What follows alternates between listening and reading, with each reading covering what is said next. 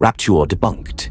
No, the rapture refers to a passage in 1 Thessalonians 4, where Christians are caught up in the clouds to meet the Lord in the air. Many Christians believe, and the Left Behind books promote, that this being caught up to meet the Lord will occur before the Great Tribulation sometime in the near future. Christians will simply vanish, meet Jesus somewhere in the air, and then return with him to heaven to await the end of time. But notice, in verse 15, Paul says that we who are alive, who are left, shall be caught up. This is a very important point to stress to rapture enthusiasts. Those who are left get caught up to meet the Lord. Keep that in mind as we look at these next couple of scripture passages. The Left Behind books get their name from a passage in Luke 17 and a similar passage in Matthew 24, which compares the coming of the Lord to the days of Noah and the days of Lot. Matthew 24 puts it this way: "As were the days of Noah, so will be the coming of the Son, man.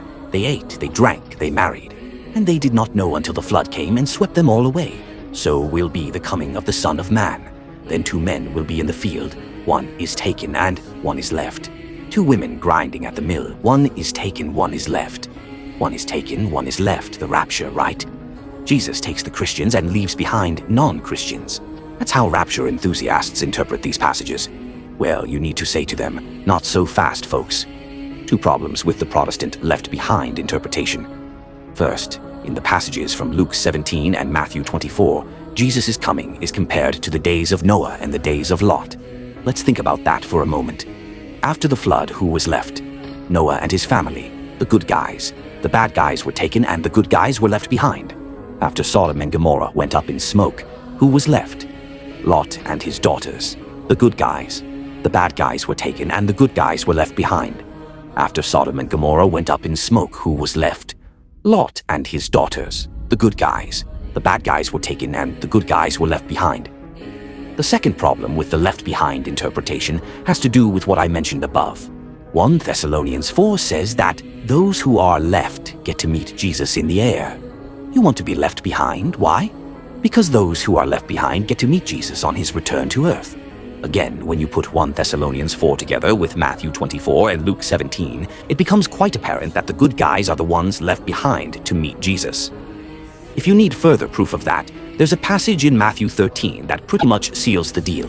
Matthew 13:39, 43. "And the enemy who sowed them, the bad seed, is the devil. The harvest is the close of the age, and the reapers are angels. Just as the weeds are gathered and burned with fire, so will it be at the close of the age. The Son of Man will send his angels, and they will gather out of his kingdom all causes of sin and all evildoers, and throw them into the furnace of fire. There men will weep and gnash their teeth.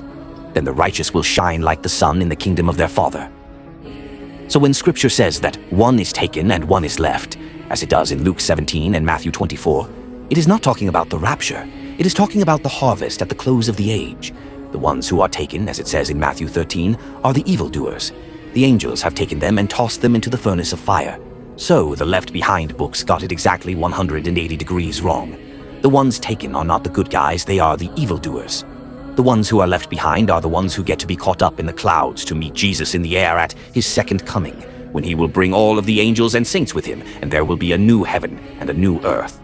In other words, there will be no rapture like the one the Left Behind books talk about. The Left Behind books teach the opposite of what Scripture actually says.